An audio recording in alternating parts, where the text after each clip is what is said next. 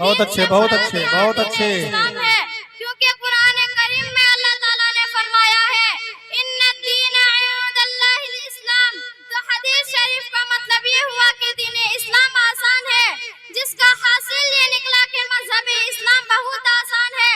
اب یہاں سوال پیدا ہوتا ہے کہ اسلام آسان ہے، ہماری پوری زندگی اسلامی قوانین میں جکڑی ہوئی ہے، تو پھر یہ آسان کیسے ہے؟ تو اس کا جواب یہ ہے کہ رسول پاک صلی اللہ علیہ وسلم نے سچ فرمایا ہے کہ اسلام آسان ہے، اس میں صرف ایک ہی معبود کی عبادت کرنا ہے۔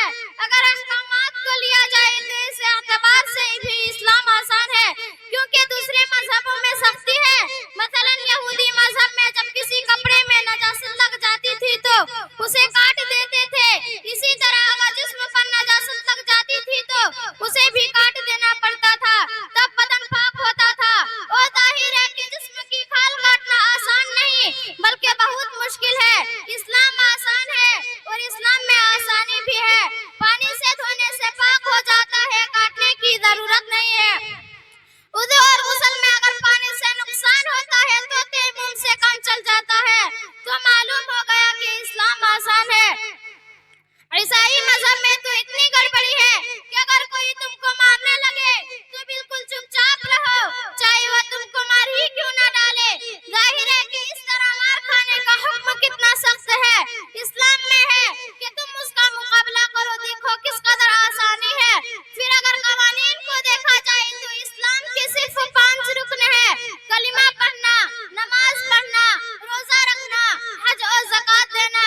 کلمہ پڑھنا 1 منٹ کا کام ہے، حج اور زکوٰۃ صرف مالداروں پر فرض ہے، زکوٰۃ میں تو صرف پیسہ تقسیم کرنا ہوا سال میں 1 بار، اس میں کوئی محنت نہیں۔ اور حج زندگی میں صرف 1 بار فرض ہے، وہ بھی صرف مالداروں پر، ہر شخص پر نہیں۔ بس صرف 2 ہی کام باقی رہ گئے جو سب کو کرنا ہے، وہ روزہ اور نماز ہے۔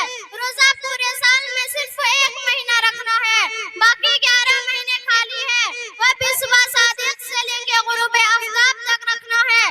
باقی رات بھر خوب کھائے پیے کوئی روک نہیں سکتا، بلکہ سحری کھانا سنت کرا دیا گیا ہے۔ البتہ نماز 5 وقت ادا کرنا پڑتا ہے۔